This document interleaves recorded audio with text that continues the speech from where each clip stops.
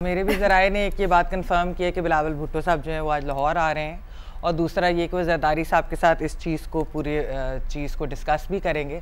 और इसके ऊपर वो ये भी कहते हैं कि कोई इस तरह की कोई मतलब इन द सेंस कि कोई उनका आर्गूमेंट या इस तरह की चीज़ नहीं है, बल्कि इस चीज़ को प्रॉपर्ली डिस्कशन होगी। क्योंकि देखिए बात ये है कि हमें ये समझना चाहिए कि इलेक्शन कैंपेन के अंदर जब बिलावल भुट्टो साहब, ये लोग बहुत सारे सवाल कर रहे हैं कि बिलावल भुट्टो साहब ने बहुत एग्रेसिव कैंपेन की, उन्होंने नून लीग के ऊपर बहुत ज़्यादा बोला भी, सारा कुछ उन्होंने किया भी, लेकिन बात यह कि वो इलेक्शन कैंपेन थी, वो पंजाब में लड़ रहे थे, वो लाहौर जो नून लीग का गढ़ समझा जाता था वो वहाँ से इलेक्शन भी लड़ रहे थे, उन्होंने पूरे मुल्क में एक कैंपेन की।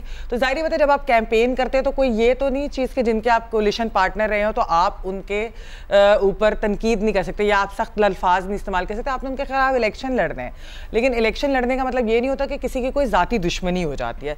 जिस तरह हमने देखा कि 90s की मतलब जो 11 साल थे 88 से लेकर 99 तक, उसके अंदर पीपल्स पार्टी आती थी जाती थी, नून आती थी जाती थी, एक साजिशों का पूरा माहौल था। उसके बाद उन्होंने सबक सीखा जब 99 की कू होगी मुशर्रफ की, तो उसके बाद चार्टर ऑफ डेमोक्रेसी साइन किया। हालांकि आप ये देखिए कि शहीद मोहतरमा बेनज़ीर भुट्टो और मियां नवाज शरीफ के दरमियान जो जी आपको जरा इंटरप्ट करने की जसारत कर रहा हूँ।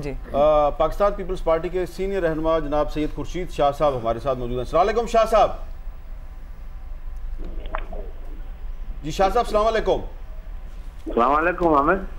शाह साहब खैरियत से हैं? सबसे पहले तो आपको मुबारक हो कि आपने एक दफ़ा फिर इंतखाबात में बहुत बड़े मार्जिन के साथ कामयाबी हासिल की है।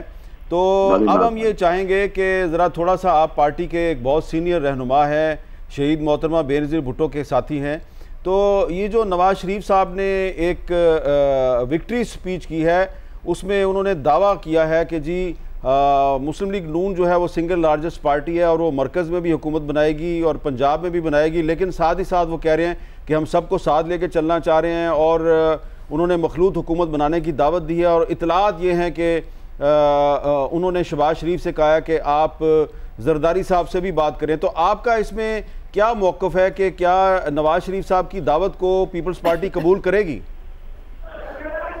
मीर साहब, बात यह है कि नवाज शरीफ को प्राइम मिनिस्टर बनने की बड़ी ख्वाहिश है।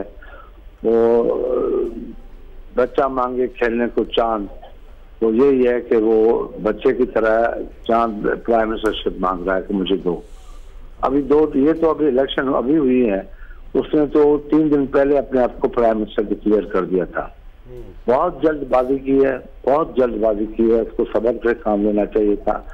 और वैसे इक्वल बेसिस पे बैठ के बात करता तो उसके लिए फायदा। अभी अपने आप को प्राइम मिनिस्टर अनाउंस करके और फिर दूसरी जमातों के पास जाएगा तो मेरे पास अक्सरियत है। अक्सरियत क्या है? मेरे पास 72 वोट है, 73 वोट है, अक्सरियत तो ये है ना। और जो मुखालिफ है, आज़ाद उम्मीदवार है, उनके पास 76 वोट है, हमारे पास 51 या 52 वोट है। तो सबके साथ बैठ के बात करता तो बात बनती। अब जब वो प्राइम मिनिस्टर की हैसियत से बैठ के सौदेबाजियां करेगा तो मैं नहीं समझता कोई पार्टी उसके साथ जाएगी। अच्छा, पार्टी उसके साथ नहीं जाएगी। सलीम साबी साहब आपसे सवाल करना चाह रहे हैं। शाह साहब अस्सलाम वालेकुम। पहले तो मुबारक हो, और फिर मैं ये जानना चाहूँगा कि अब ज़ाहिरी बात कि कोई भी सिंगल लार्जेस्ट पार्टी इतनी अक्सरियत नहीं हासिल कर सकी है कि तनहा हुकूमत बना सके, तो आपकी पार्टी कंपैरेटिवली पीटीआई के साथ कोalition बनाने को तरजीह देगी या कि मुस्लिम लीग नून के साथ? शाफी साहब, पहले बात तो यह है कि अभी पीटीआई डिक्लेयर ही नहीं हुई है। पीटीआई के आज़ाद उम्मीदवार हैं, पीटीआई डिक्लेयर नहीं हुई है।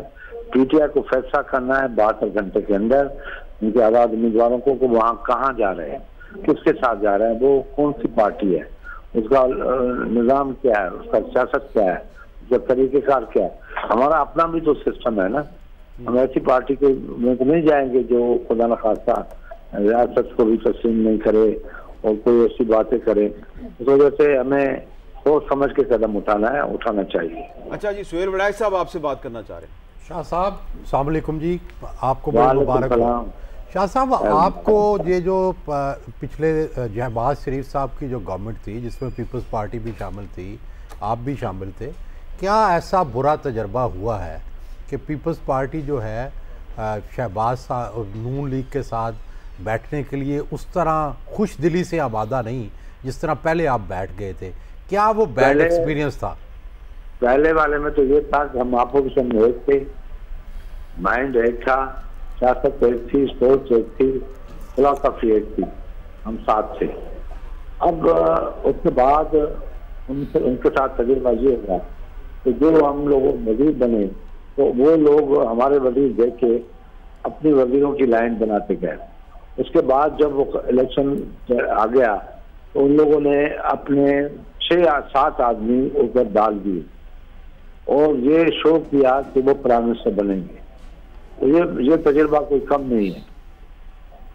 और शाह साहब ये बताइएगा कि एमक्यूएम और पीपल्स पार्टी ज़ाहिर है इलेक्शन से पहले तो एक दूसरे के खिलाफ कैंपेन कर रहे थे, मगर अब हम खालिद महबूब सिद्दीकी साहब से बात कर रहे थे तो जब हमने उनसे पूछा कि नून लीग या पीपल्स पार्टी तो कोई वाज़ेह जवाब नहीं था। नून लीग के पास ज़ाहिर मरकज़ में ऑफ़र करने को है एमक्यूएम के लिए, मगर अगर आप खुद क्या अपना प्राइम मिनिस्टर बनाने की तरफ आगे बढ़ेंगे जिसमें आप सिंध में भी अकोमोडेट कर सकते हैं एमक्यूएम को और मरकज़ में भी अकोमोडेट कर सकते हैं, क्या आप इंडिपेंडेंट्स और एमक्यूएम दोनों को इस तरह मिलाने की कोशिश करेंगे कि आपका प्राइम मिनिस्टर बने या एक अलग इत्तेहाद की तरफ जाएंगे? आपका सवाल बिल्कुल सही है, किसी तरीके से ये हो भी सकता है क्योंकि उनको सिंध में जगह चाहिए सिंध में और हमें वफाक में चाहिए, मगर मैं फिर दोहरा रहा हूँ हर प्रोग्राम में अभी ये सारी चीजें किसी जगह पहुंचने से पहले तय की जा रही है।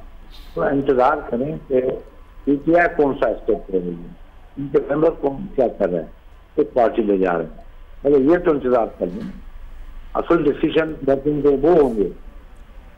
अच्छा, शहजाद इकबाल साहब आपसे बात करना चाहते हैं। जी खुर्शीद साहब अस्सलाम वालेकुम। क्या दो चीज़ें, 2 सवाल है। एक तो हामिद मीर साहब के शो पे ही आसिफ जरदारी साहब ने तो शायद 2 माह पहले ही बता दिया था कि स्प्लिट मैंडेट आएगा, कोalition गवर्नमेंट होगी, लेकिन जब हमने बिलावल साहब से पूछा उन्होंने कहा कोई सवाल ही नहीं पैदा होता नून लीग के साथ बैठने का।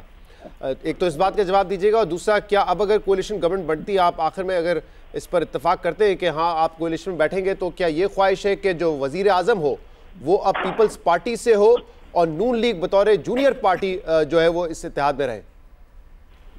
देखें, सियासत में आखिरी कोई हरफ नहीं होता, ये तो मैं हर जगह कहता हूँ और ये भी कहता हूँ आखिरी कोई मुखालिफ नहीं होता, मुखालिफ दोस्त बन जाता है, दोस्त मुखालिफ बन जाते हैं। तो ये बात तो बिल्कुल क्लियर है।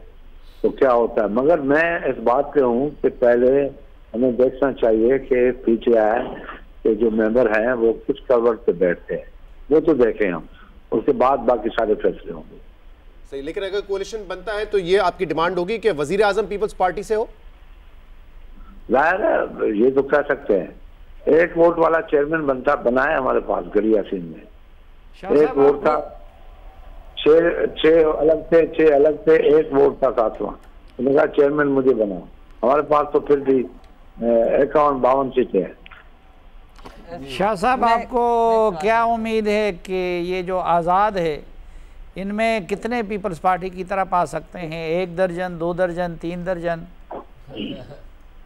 साफी साहब, आपकी तरह मैं रिसर्च नहीं करता तो ये फलाना बंदा क्या है कैसे है, मुझे पता नहीं है कि कितने हमारे पास आ सकते हैं या सारे हमारे पास आ सकते हैं। तो ये तो बात है, अगर सारे हमारे पास आ जाते हैं तो फिर प्राइम मिनिस्टर कैंडिडेट ही हैं।